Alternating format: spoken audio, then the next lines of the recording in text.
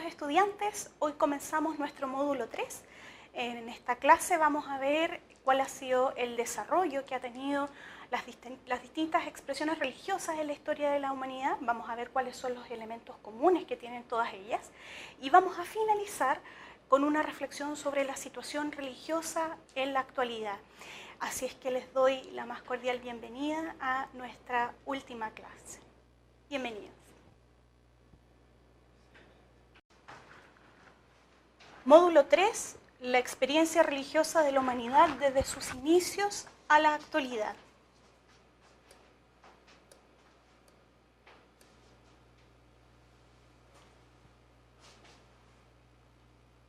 En los módulos anteriores nos hemos enfocado en ver los elementos fundamentales del hecho religioso. Los conceptos que hemos aprendido nos servirán de base para entender de qué manera el sujeto religioso establece su relación con lo sagrado a lo largo del tiempo. Por lo cual, en nuestro tercer módulo, veremos de qué manera esta experiencia religiosa ha tenido un correlato en la historia de la humanidad. Para ello nos enfocaremos en las religiones de los pueblos sin escritura, en las religiones más difundidas a lo largo de la historia, para finalizar con un análisis de la situación religiosa en nuestros días. Es importante notar aquí, tal como nos advierte el profesor de Fenomenología de la religión Juan Martín Velasco, esta clasificación no sigue un esquema evolutivo de la religión. Es decir, las primeras religiones que veremos son las más atrasadas, mientras que las actuales son versiones más evolucionadas de las mismas. Sino más bien veremos un desarrollo histórico de los puntos en común que comparten las principales representaciones de lo divino, más que como etapas de un desarrollo o de una evolución religiosa, las consideraremos como configuraciones de lo divino a lo largo del tiempo. Y al hablar de configuraciones de lo divino, estamos refiriéndonos también a realidades tan diferentes como mitos, cultos, ritos, figuras, conceptos, ideas, etc. Intentaremos describir algunas de las más importantes formas que ha tenido el ser humano para representar lo divino, el misterio, con el objeto de que esta breve descripción nos ayude a dimensionar la complejidad del hecho religioso. El objetivo último de nuestro módulo será entonces ver qué elementos comunes encontramos en la vivencia de la fe a lo largo de la historia, y esperamos que esto pueda servirnos como una primera aproximación para intentar dar una respuesta, limitada obviamente por el tema del tiempo, a una de las interrogantes fundamentales que nos plantea la fenomenología de la religión. ¿Cuál es el sentido último que el ser humano ha encontrado y sigue encontrando en la religión a lo largo de la historia?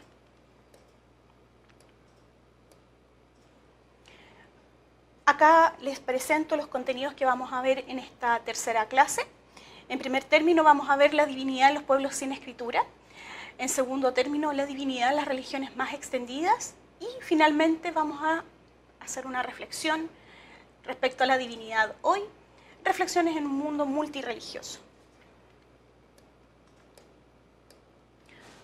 Nuestro primer tema entonces, la divinidad de los pueblos sin escritura. ¿Qué es lo que entendemos por pueblos sin escritura? Fundamentalmente y como definición global, aquellas culturas antiguas que poseen como modos de vida la recolección, la caza, la agricultura, el pastoreo, etc. El profesor Juan Martín Velasco nos advierte aquí la importancia de aproximarnos al conocimiento de las formas religiosas de estos pueblos antiguos, principalmente para poder combatir el prejuicio occidental que todavía las considera primitivas.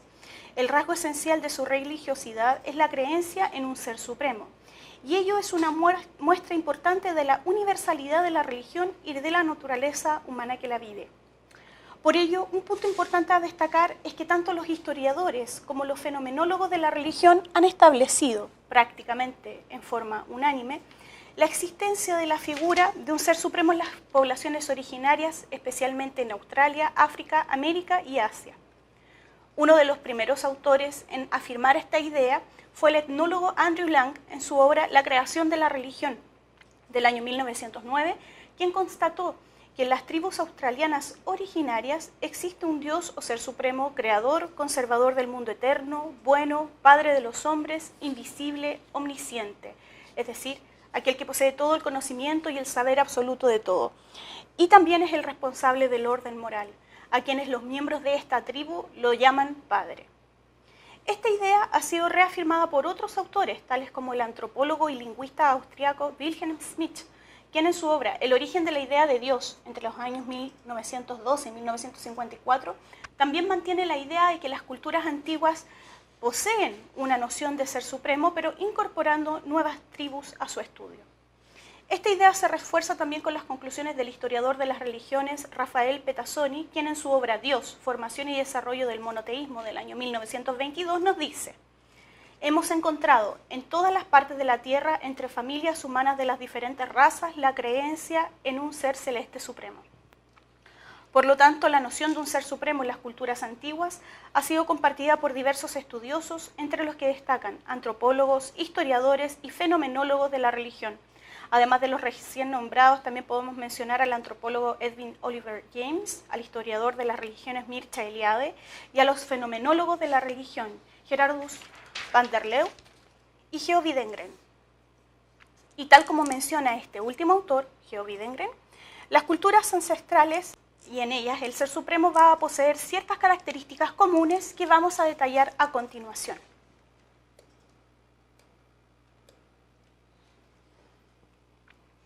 En primer lugar, vamos a ver las características en común que tienen ciertas culturas africanas, entre las que mencionamos a las siguientes tribus: Bambara de Guinea, Ewe, Achanti, Pele, Chiyuk, Masai, Gai, entre otras. Ellas asocian a Dios como cielo, o que tiene su morada en el cielo. En algunos casos también se asocia con el sol, ya que en ciertas zonas africanas ambas palabras suelen estar asociadas, son sinónimos. Es un Dios invisible, su esencia es insondable, es el creador de todo lo existente.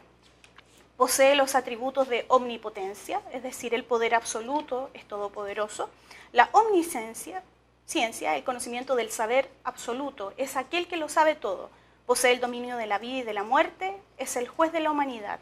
Es también la fuente de todo lo bueno y de la fecundidad.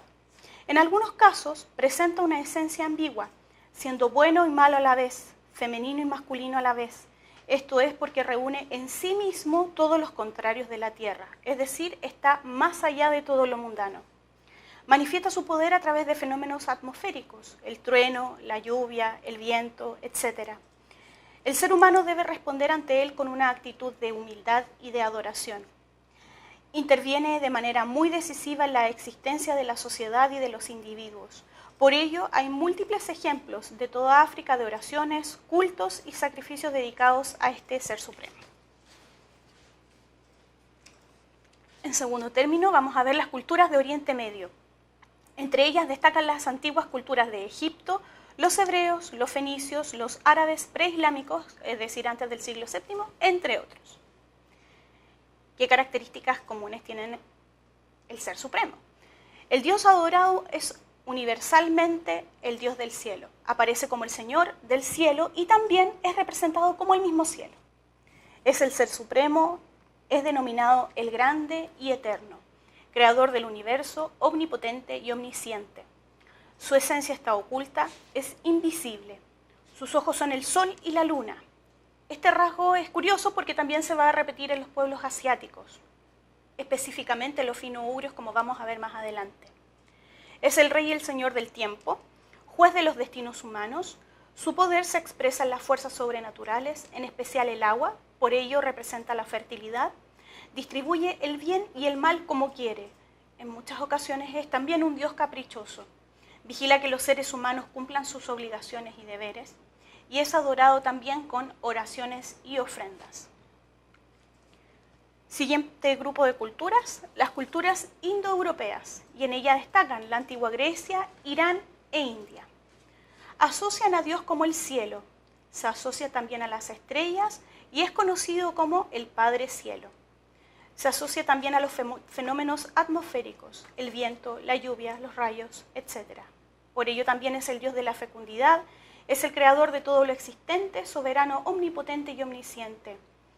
También posee este rasgo de ambigüedad, puede ser bueno y malo a la vez, ya que es el Señor del cielo y del infierno. Es femenino y masculino, ya que puede ser padre y madre a la vez. Es el Dios del destino que está por sobre el bien y el mal. Juzga a la humanidad. Su culto también está compuesto de oraciones y de sacrificios. La divinidad está acompañada también por otros dioses, como por ejemplo el sol y la luna como mensajeros, quienes son además sus hijos. Sus hijos también pueden tener un componente andrógino, femenino y masculino a la vez, como por ejemplo los casos de Dionisio, el dios de la fertilidad y el vino, Afrodita, diosa de la belleza y del amor, en cuyas estatuas primitivas también se le representaba como una diosa con barba. Y el hijo de Afrodita con Hermes, el dios mensajero, que es Hermafrodito o Hermafrodita, nació siendo varón, pero después de de sumergirse en una laguna, bueno, adquiere también la condición femenina, por eso posee ambos rasgos en sí mismo. Y, por supuesto, también su adoración implica una actitud de reverencia a través de sacrificios y ofrendas. Siguiente grupo de culturas, las culturas asiáticas, entre las que cuentan los pueblos fino-ugrios, es decir, aquellos provenientes desde las actuales Hungría, Finlandia, Estonia, los turcos de Asia Central, los mongoles del actual territorio de Mongolia, el norte de Rusia y China, los samoyedos y cheremises del norte de Rusia, yakutos de Siberia, entre otros. Ellos asocian a Dios como el cielo o el aire y en algunos casos también como el trueno y el fuego. El Dios también es el creador de todo lo existente, eterno, soberano del tiempo y del espacio, interviene activamente en la historia de la humanidad, es fuente de todo lo bueno, dador de la vida y la salud y el sustento diario para el ser humano. Es también quien envía las enfermedades y la muerte. Sus ojos son el sol y la luna, tal como vimos en los pueblos de Oriente Medio. Se le ofrecen oraciones y sacrificios para tener éxito en las actividades de caza y recolección. Por lo tanto, también su culto implica piedad, reverencia y adoración por parte del ser humano. Y finalmente, las culturas americanas. Destacamos aquí a las tribus Pawnee, algonquinos, Sioux de Norteamérica, a los pueblos antiguos de México, Guatemala y Honduras antes de la época azteca, como por ejemplo los toltecas, los guaraníes presentes en Argentina, Bolivia, Brasil, Paraguay, entre otros. Para ellos, el Ser Supremo gobierna el destino del ser humano y sostiene el universo. Su nombre, como va a ser conocido por los aztecas más tarde, es Ometecutli. Se asocia al cielo, al sol y al fuego. Es el Dios creador de todo lo existente, utiliza las fuerzas de la naturaleza como muestra de su poder, omnipotente, omnisciente, omnipresente, es decir, que está presente en todos los lugares al mismo tiempo. Posee un carácter andrógino, femenino y masculino a la vez. Procura el bienestar de toda la humanidad. Se realizan ofrendas y bailes en su honor.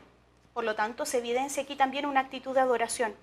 Está acompañado de otras divinidades que representan los puntos cardinales y el paso del tiempo. Es así como, por ejemplo, existían dioses del día y dioses de la noche. Los dioses envían dolores y sufrimientos a la tierra en compensación por todas las bondades que ellos entregan.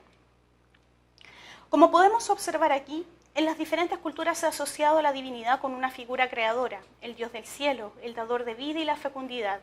Y aunque pueda estar unido a otros dioses, existe una noción de una fuerza superior de la cual depende el destino final del ser humano. Veamos a continuación cuál es la noción de Dios y lo divino en las religiones que han tenido una mayor extensión en la historia de la humanidad.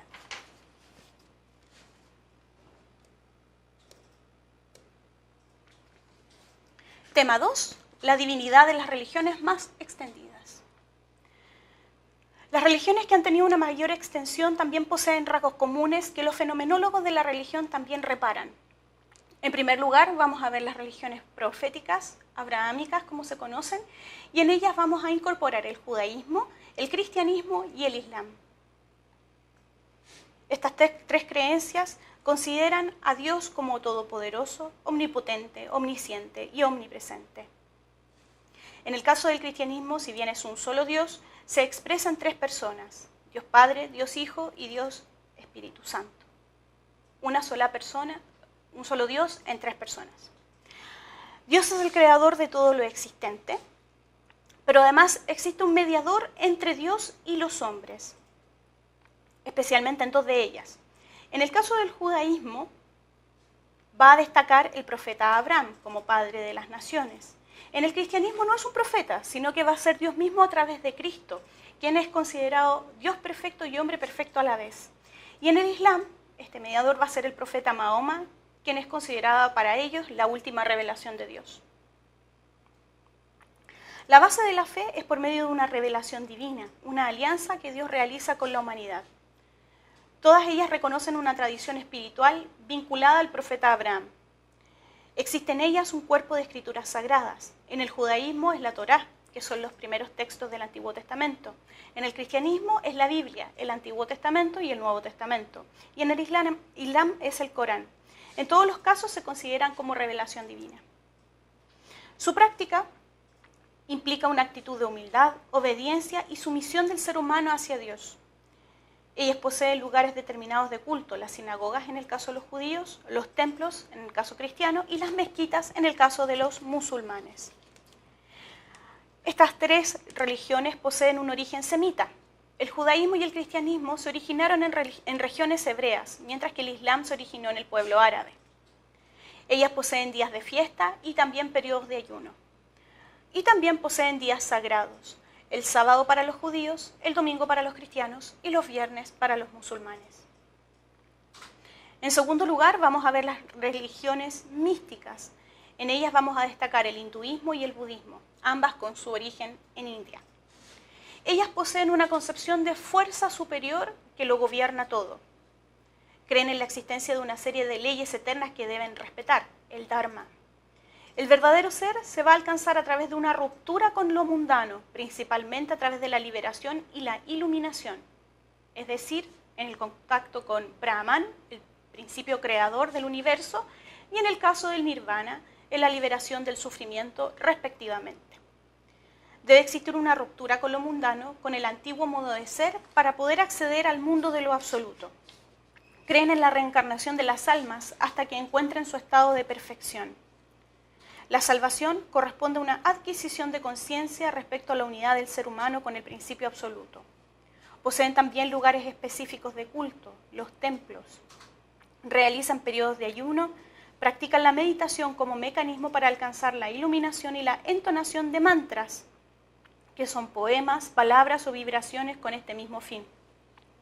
Defienden el principio de no violencia, ahimsa, y el respeto por la vida en todas sus formas. Creen en el principio del karma, causa y efecto de todas las acciones. Por lo tanto, vemos cómo existen ciertos elementos comunes en todas las religiones y la búsqueda del ser humano por lo sagrado va a ser un rasgo que las hermana. Además de esto, muchas de ellas derivan de un tronco común, lo que va también a explicar ciertas similitudes entre ellas. Reflexionemos a continuación respecto a la forma en la cual estas religiones perviven y cómo podemos entender la realidad multirreligiosa de nuestra sociedad a la luz de las enseñanzas que la fenomenología de la religión nos entrega. Tercer tema, la divinidad hoy, reflexiones en un mundo multirreligioso, la necesidad de diálogo y la búsqueda final del sentido. Las grandes tradiciones religiosas de la historia siguen vigentes en la actualidad, aunque en algunos casos se han visto influidas por el proceso de secularización de la sociedad en la cual se encuentran insertas. Esto hizo pensar a varios teóricos que el futuro de la religión estaría amenazado y que duraría solamente por un breve espacio de tiempo más. Sin embargo, la experiencia nos ha mostrado que lejos de disminuir, el hecho religioso sigue presente en la sociedad. A continuación, vamos a ver un gráfico del año 2015 en el cual se muestra la población religiosa y no religiosa de la humanidad.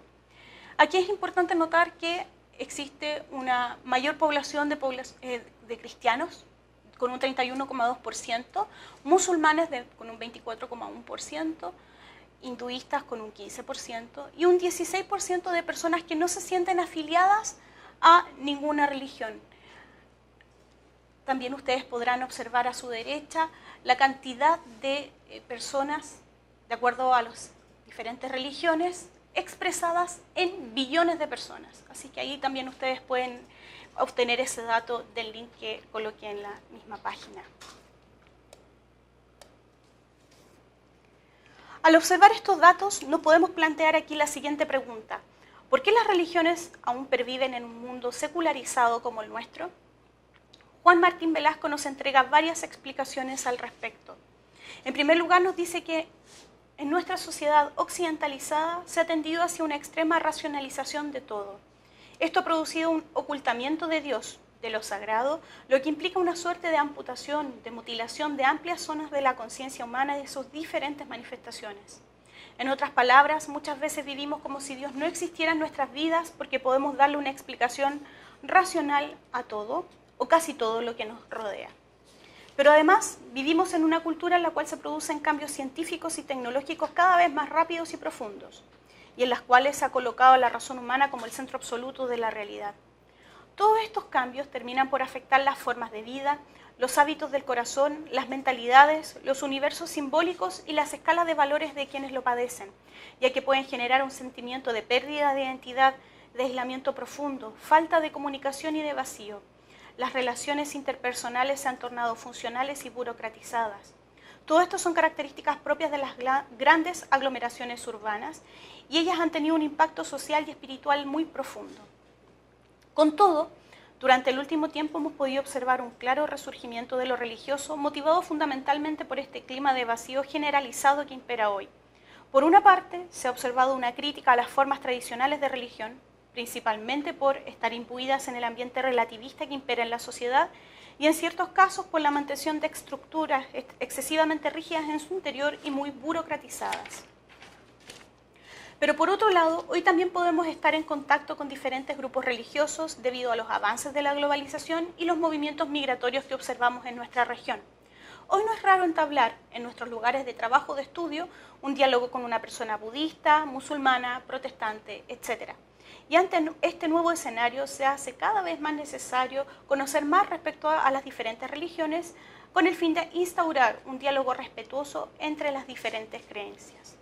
Por esa misma razón es importante reconocer que el panorama religioso de la actualidad es ciertamente complejo, pero lejos de desaparecer, como habían predicho algunos estudiosos, la religión está viendo un resurgimiento de su forma y está planteando nuevas inquietudes, no solamente a los estudiosos del tema, sino que por sobre todo a quienes viven la fe, es decir, a los creyentes de las diversas tradiciones religiosas. Y es en este momento cuando Juan Martín Velasco nos entrega una importante advertencia, ya que nos insta a diferenciar entre los distintos grupos religiosos que podemos observar, con el fin de discernir cuáles de ellos pueden ser llamados religiosos y cuáles no. Al respecto, él nos dice: la trascendencia de las tradiciones propiamente religiosas solo se hace presente desde el trascendimiento de sí mismo, la entrega de sí, el sometimiento, la absoluta confianza que realiza la actitud teologal, fe, esperanza, amor cristiana. En el Islam, la sumisión completa de la religión musulmana, la devoción o entrega de sí de algunas corrientes hindúes, el nirvana budista y otras formas análogas presentes en el resto de las tradiciones religiosas. En todas estas formas de la única actitud religiosa se opera un salto más allá de sí mismo, un descentramiento radical de la propia persona que, aunque constituye al mismo tiempo su salvación, no se confunde en modo alguno con la satisfacción de sus necesidades y deseos. No se realiza bajo la forma de la satisfacción, ni siquiera de la autorrealización. Frente a estas formas de reconocimiento religioso de la trascendencia, la afirmación de la trascendencia sin trascendente, propia de las nuevas gnosis, del nuevo conocimiento y de los nuevos movimientos, constituye una especie de trascendencia soñada, presentida, tal vez hasta afirmada, pero de esa forma débil que supone una actitud en la que el hombre, aunque emparentado con el cosmos y rodeado de un halo de misterio, aunque dotado de un nivel de profundidad, sigue siendo él mismo el centro de la relación.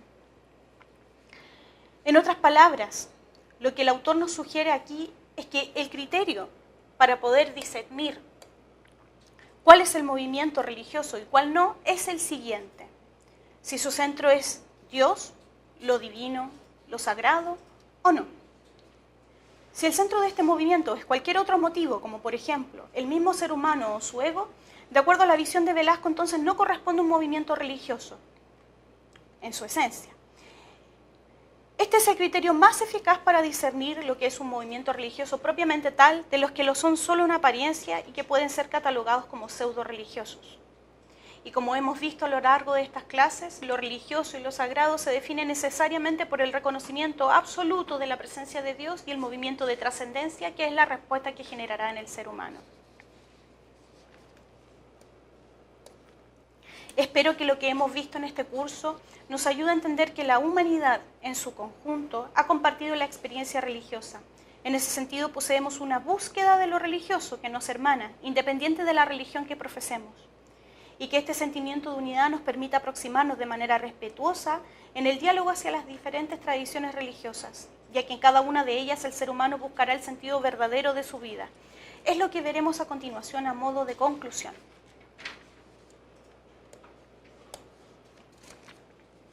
Consideraciones finales. La respuesta final del ser humano ante lo divino y la búsqueda del sentido de su vida. Hemos dicho que a lo largo de la historia el ser humano ha experimentado el contacto con lo divino y lo ha expresado de múltiples formas.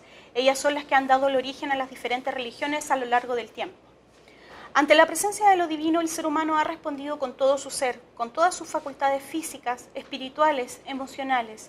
Se ve sobrecogido por una multiplicidad de sentimientos peculiares que han sido atestiguados por todas las religiones a lo largo de la historia.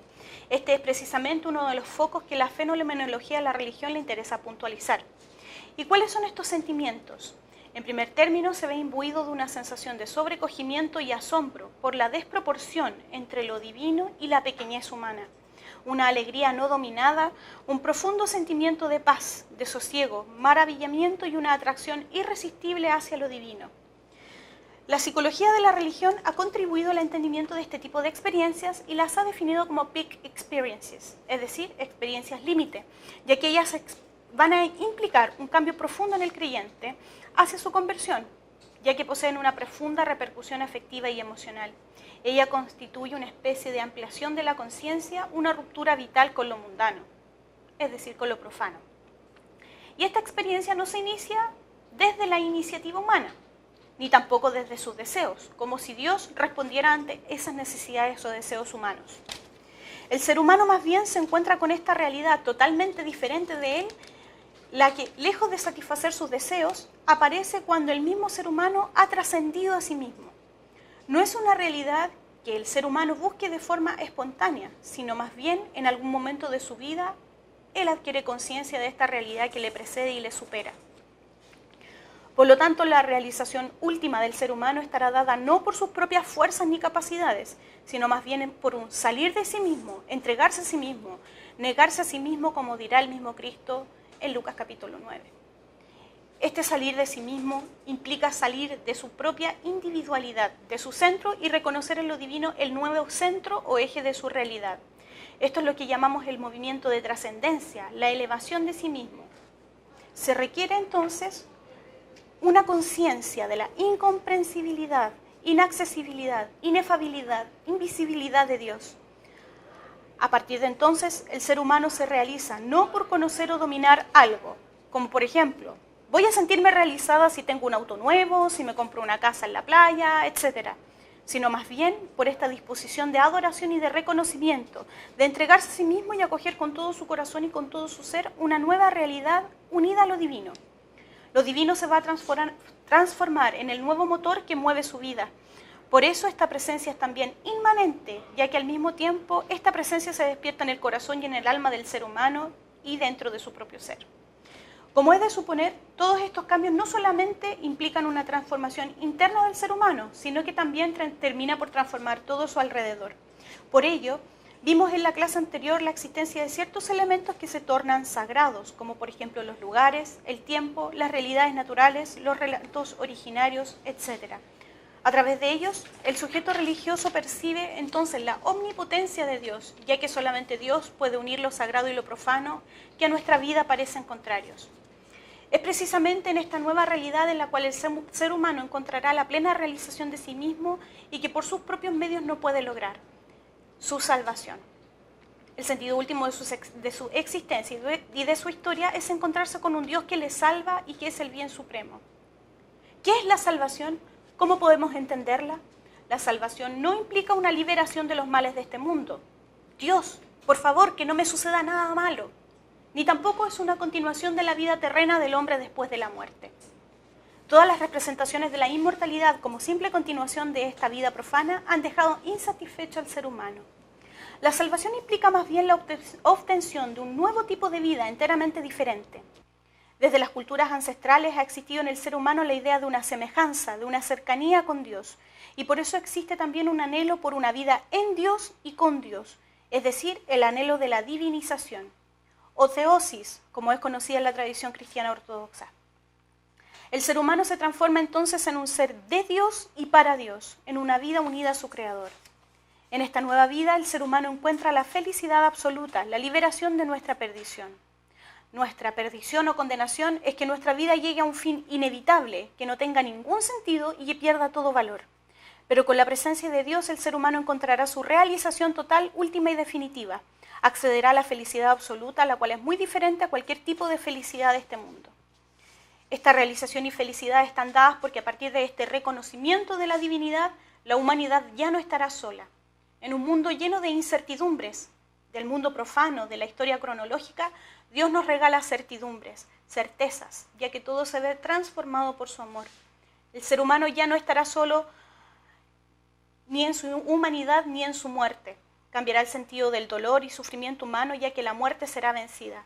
Dios nos saca de la historia profana y nos invita a ser parte de la eternidad a cambio de nuestra actitud de reconocimiento y aceptación divino. Esto le otorgará el sentido último a la vida humana. Este es el Dios al que los seres humanos han invocado a lo largo de la historia. Es el Dios que los fenomenólogos de la religión han evidenciado en la experiencia religiosa del ser humano a lo largo del tiempo.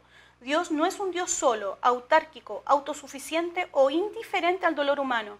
Es un Dios presente que quiere hacernos partícipes de su divinidad. Es en sí mismo el Dios personal, el Dios de cada uno de nosotros, el Dios que le otorga el verdadero sentido a nuestra existencia. Él es el Salvador de la humanidad.